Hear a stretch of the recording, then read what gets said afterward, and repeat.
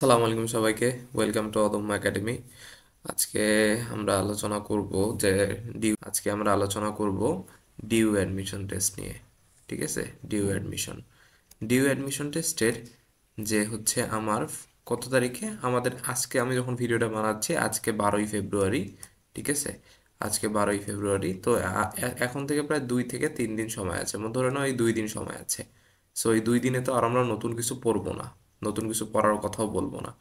এই 2 দিনে কি, এই 2 দিন আমরা কি করব, পড়ার রিলেটেড কথাগুলোতে আসতেছি। আসলে এক্সামে একটা অ্যাডমিশন এক্সামে সবচেয়ে বেশি নির্ভর করে হচ্ছে এক্সাম হল স্ট্র্যাটেজিটা। পড়া তো ঠিক আছে, পড়া তো অবশ্যই মুখ্য বিষয়, কিন্তু এই মুখ্য বিষয়ের সাথে আর একটা মুখ্য বিষয় থাকে হচ্ছে এক্সাম হল স্ট্র্যাটেজি।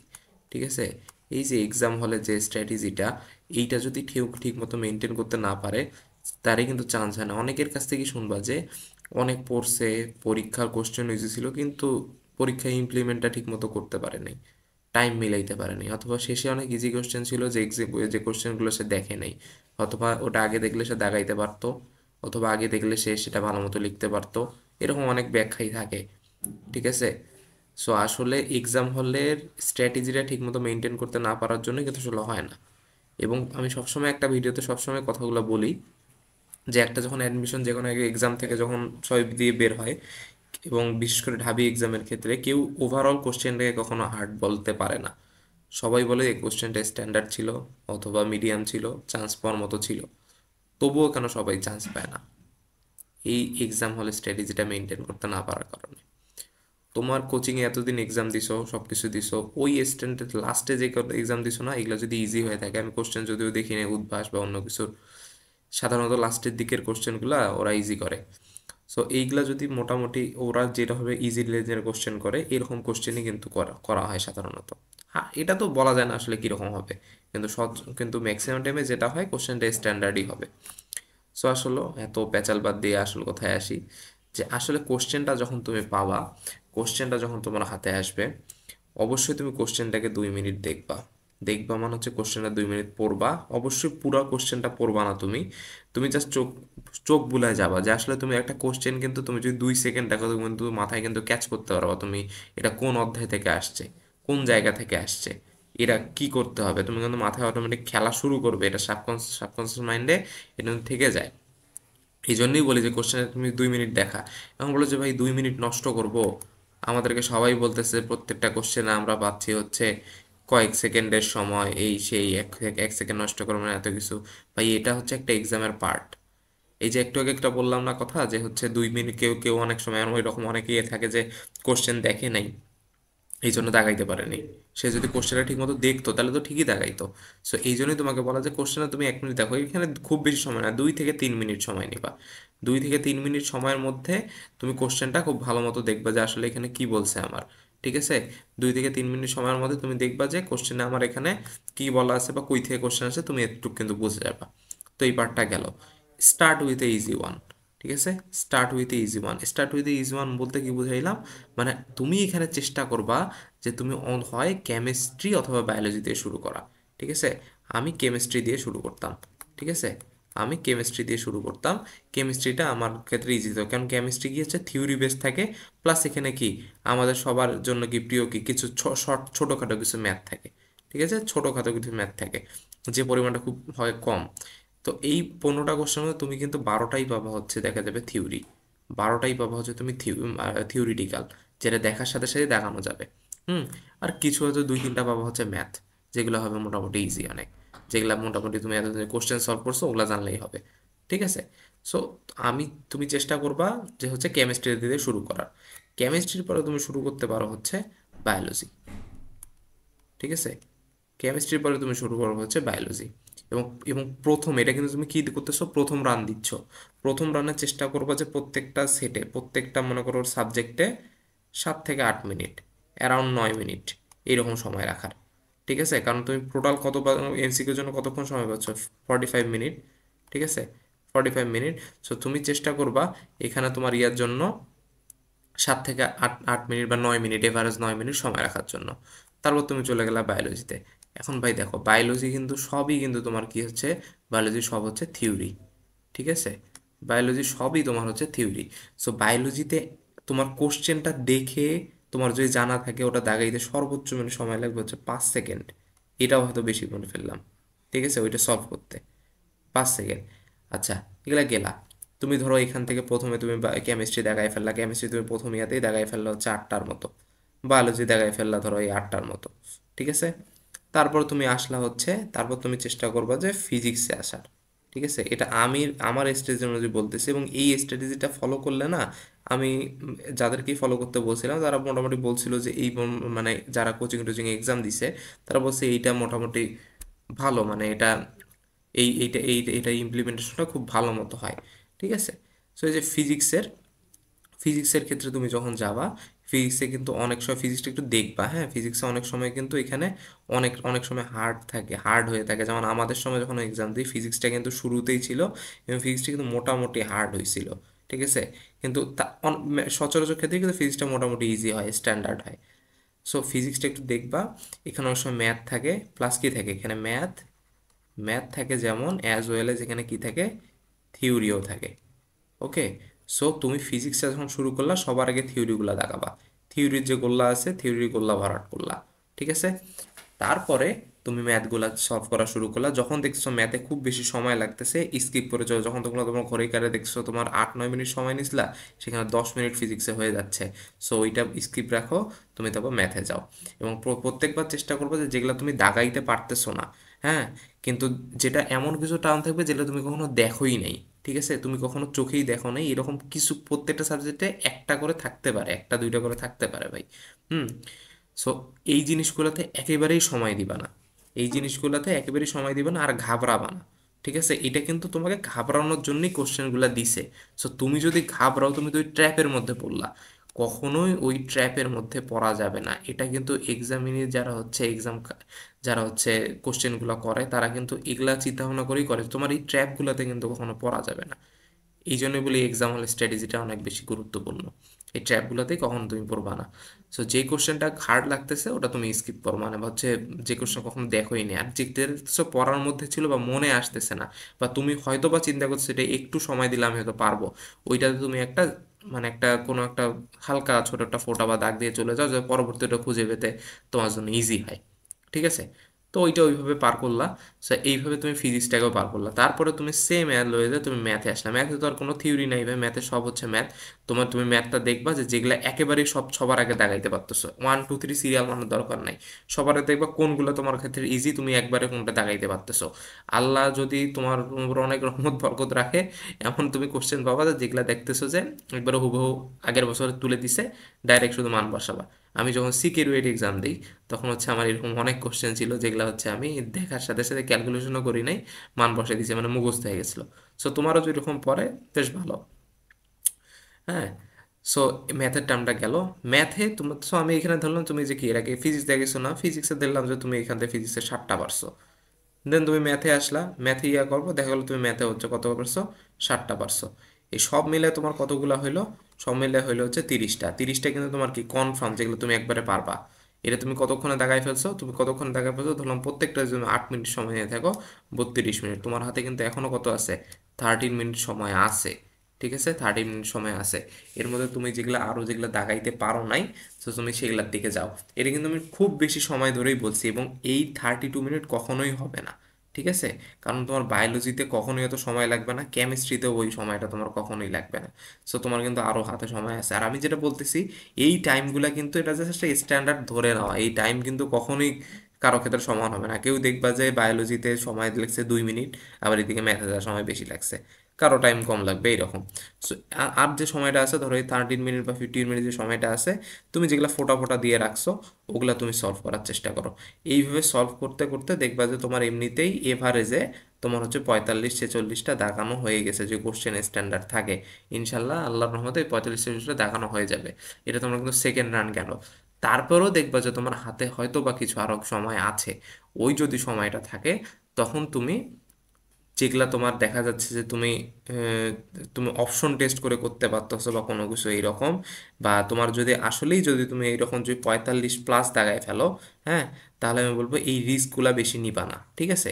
তোমার রিস্কগুলা তোমার বেশি নেওয়ার এখানে আর দরকার নেই।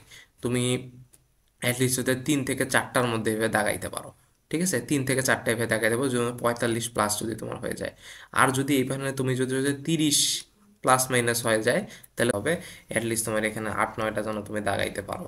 ঠিক আছে, জ্ঞানের মধ্যে থেকে অবশ্যই, মানে কিছুই বুঝতেছো না ওইটাতে আমি বলবো যে হচ্ছে একেবারেই সে খারাপ অবস্থা থাকলে তখন করো। কিন্তু মোটামুটি যদি ভাই এরকম 45-46টা মোটামুটি তুমি দাগাইছো, যেটার মধ্যে তুমি 30টা পুরোপুরি শিওর, বাকিগুলো তোমার মোটামুটি এর মধ্যে থেকেও তোমার অ্যাটলিস্ট হচ্ছে 8-9টা তুমি পুরোপুরি শিওর, বাকিগুলো আল্লাহ চাইলে হয়ে যেতে পারে ফুল শিওর, সেক্ষেত্রে তুমি হচ্ছে 2-3টা এর বেশি তুমি কখনোই নিও না যে হচ্ছে আমি এগুলা দাগাবো, আন্দাজে ঢিল মারবো বা যতটুকু, যেটা এই অপশনটা মনে হচ্ছে এটা দাগাই। এই অপশন দাগাই হাত চুলকানি এই অভ্যাসগুলা এই এক্সামে করা যাবে না, ডিইউ এক্সামে। ঠিক আছে, এই ডিইউ এক্সামে কখনোই এই হাত চুলকানি এই অভ্যাসটা করা যাবে না। হুম।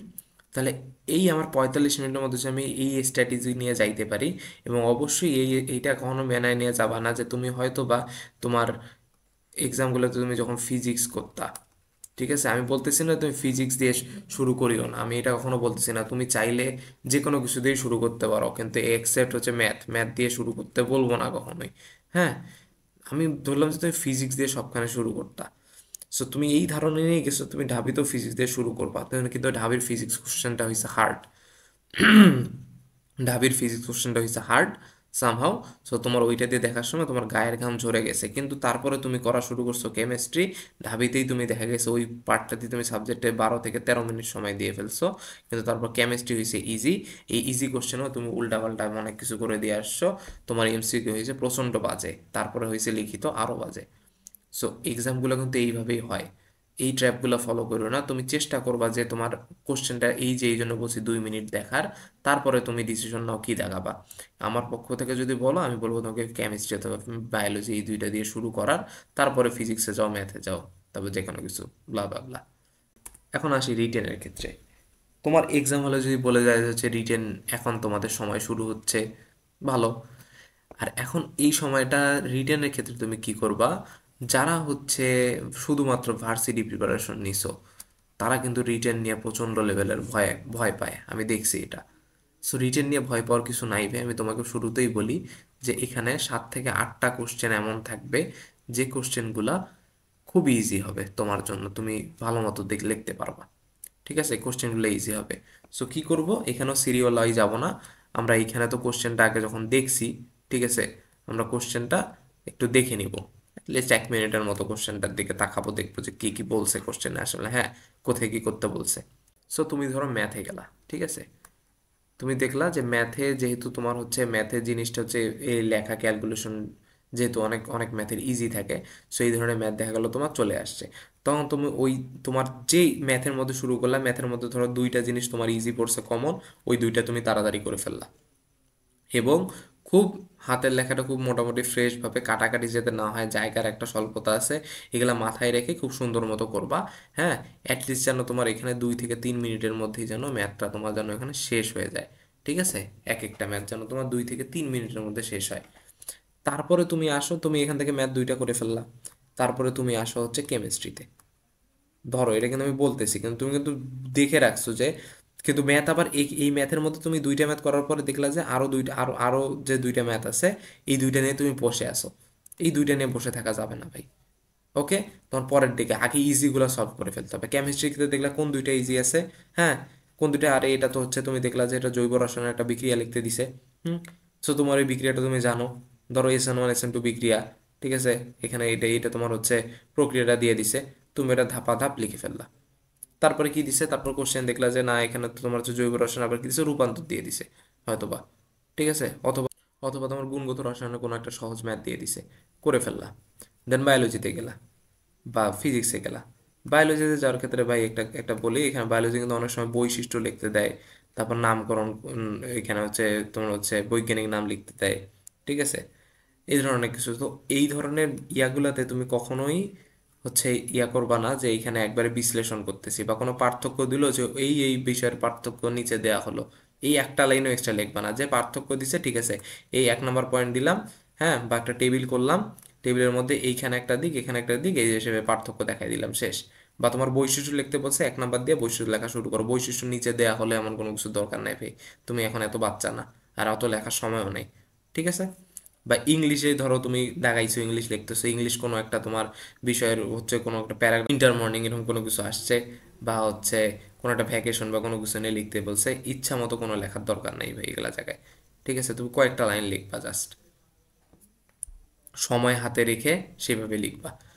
দেন আসো তোমার হচ্ছে আর যেগুলো বাকি থাকলো, ধরো তোমার এখানে কি বললাম, আমি এখানে ম্যাথের কথা বললাম, কেমিস্ট্রির কথা বললাম, বায়োলজির কথা বললাম, এখন ফিজিক্সের কথা। ফিজিক্সে ভাই, ফিজিক্সে দেখো, ফিজিক্সের ক্ষেত্রে যেমন আগের বছরের জন্য কোশ্চেন যদি দেখো, দেখবা যে হচ্ছে আমাদের যেগুলা এই যে তোমার বুয়েটে যেমন ম্যাথ আসতো না, বা হচ্ছে সিকের ওয়েটে যেমন ম্যাথ আসতো, যে এই ম্যাথগুলোর ক্ষেত্রে যেমন সংখ্যা দেওয়া থাকতো, যেমন হচ্ছে 20 30, ধরো হচ্ছে 20 ms−1 বেগে একটা গাড়ি চলতেছে, এটা ধরো হচ্ছে 10 মিটার পর্যন্ত গেল। সো এই জিনিসগুলো যেমন আমাকে দেওয়া থাকতে পারে যে হচ্ছে BMS−1 বেগে গাড়ি চলতেছে, এটা মিটার পর্যন্ত গেল, তাহলে প্রমাণ করো যে এটা। তোমার কিন্তু প্রমাণ করো যে এটা দেখবে তোমার হচ্ছে ওই সূত্র থেকেই কিন্তু করতে হচ্ছে। ঠিক আছে, ওই সূত্র থেকেই কিন্তু করতে হচ্ছে। সো তোমার এইখানে উম, এই যে এই সূত্র সম্পর্কে ফিজিক্সে খুব ভালো মতো ধারণা থাকতে হবে। অ্যাটলিস্ট শুধু ফিজিক্স না, সবগুলির সূত্র সম্পর্কে ভালো মতো ধারণা থাকতে হবে। সো আমরা যখন রিটেনে যাব, তখন হচ্ছে আমরা অ্যাটলিস্ট যে আমাদের সোজা জিনিসগুলো আছে, আমি বললাম কিন্তু এটা অবশ্যই পাওয়া ভাইয়া, এই 7 থেকে 8টা জিনিস তুমি ইজি, টোটালটা মিলায় 7 থেকে 8টা পাবাই, অনেক ইজি জিনিস। ওকে, প্রত্যেকটা যেমন থাকে এই যে তোমার আড়াই আড়াই করে মার্ক থাকতেছে, তো এই 7টার অনেক ইজি রকম জিনিস পাবা। তো তুমি এই অন্তত যে 8টাও যদি তুমি ঠিক করে আসতে পারো, তাহলে কিন্তু এখানে 20 মার্কস পাচ্ছ। এবং বাকিগুলো কিছু না কিছু তো পাবা, ওখান থেকে তো পার্শিয়াল কিছু আসবেই। পার্শিয়াল ধরো ওখান থেকে যদি তোমার হচ্ছে 5 মার্কও আসে, তাহলে এখানে 25 আসতেছে।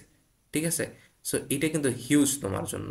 আর যারা ইঞ্জিনিয়ারিং আসো, স্টুডেন্ট আসো, তারা এই বায়োলজিটাকে রিটেনের জন্য মোটামুটি বাদ রেখে, সো বায়োলজি তো রিটেন রেখে তোমাদের জন্য মোটামুটি একটু কঠিন। ঠিক আছে, বায়োলজি শুধু পড়ো নাই, MCকিউ না হয় পারা যায়, রিটেনে একটু অন্যরকম। সো রিটেনের জন্য যেহেতু এই কয়দিন একটু দেখার সুযোগ পাইছো, সো কিছু না কিছু তো লিখতে পারবা।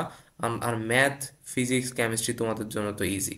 সো তোমরা এখানে একটু ভালো মার্ক তোলার চেষ্টা করো। ইঞ্জিনিয়ারিং প্রিপারেশনে তাদের জন্য দেখা যায় কোশ্চেনটা, এর বিশেষ করে রিটেন পার্টটা মোটামুটি বেশি ইজি হয়, এটা আমার এক্সপিরিয়েন্স। আমি যখন আমি ইঞ্জিনিয়ারিং প্রিপারেশন নিয়েছিলাম, আমার এই ঢাবি রিটেন পার্টটা মোটামুটি ভালো হয়েছিল আমার MCকিউ এর চেয়ে। ঠিক আছে, এবং মোটামুটি একটা খুব ভালো মতো পজিশনে আমি ঢাকা ভার্সিটিতে চান্স পেয়েছিলাম। সো আমার এই যে আমরা তাহলে কি করলাম, আমরা MCকিউ যে দিলাম যে হচ্ছে MCকিউ এইভাবে, যেগুলা এগুলা তো বললামই। দেন হচ্ছে রিটেনের এই বিষয়টা। ঠিক আছে, সো রিটেন আমি তোমরা মোদ্দা কথা ভাই, যে রিটেনের যে ইজিগুলো আছে আমরা ইজিগুলো আগে আগে সলভ করব। তারপরে যেগুলো আছে পার্শিয়াল তো আছে, আমরা পার্শিয়ালের এই আমরা কোনো কিছু ছেড়ে আসো না ভাই, যদি সময় থাকে ভাই লিখে আসো, কিছু না কিছু লিখে আসো, মার্ক পাবা। ঠিক আছে, আর এই কয়দিনে বলবো যে 2 দিন হাতে সময় আছে, তোমাদের যে সূত্রগুলো আছে, ঠিক আছে, ফর্মুলাগুলা যেগুলো আছে, এই ফর্মুলাগুলা খুব ভালো মতো একটু দেখো। অ্যাটলিস্ট এটা হইতে পারে ত্রিকোণমিতির, হইতে পারে তোমার এটা হচ্ছে ইন্টিগ্রেশনের, ডিফারেন্সিয়েশনের, বা হচ্ছে তোমার জৈব রাসায়নিক বিক্রিয়াগুলো রূপান্তর আছে। তারপর হচ্ছে তোমার কিছু বিশেষ বিশেষ নামধারী বিক্রিয়া আছে, SN1 SN2, তারপর হচ্ছে কি কি আমার মাথায় এখন আসতেছে না কেমিস্ট্রির বিক্রিয়ার নামগুলো, এই ধরনের নামধারী বিক্রিয়াগুলা তোমরা দেখবা। ফিজিক্সের ক্ষেত্রে সূত্রগুলো খুব ভালো মতো দেখবা, এবং এবং গত বছরের, বিগত কয়েক বছরের যেগুলো রিটেন কোশ্চেন আসছিল, এগুলা খুব ভালো মতো ঠোঁটস্থ মতো সলভ করতে থাকো। বিগত বছরের MCকিউ গুলো ঢাকা ভার্সিটি সলভ করতে থাকো, আর কিছু লাগবে না। আর টেনশন ফ্রি থাকো। টেনশন যত নিবা ভাই, তত তোমার হাত কাঁপবে, এবং তত বেশি তোমার হচ্ছে এক্সামটা তত বেশি তোমার জন্য কঠিন হবে। ঠিক আছে, টেনশন কখনোই করা যাবে না। তো শুভকামনা তোমার সবার জন্য, ধন্যবাদ সবাইকে।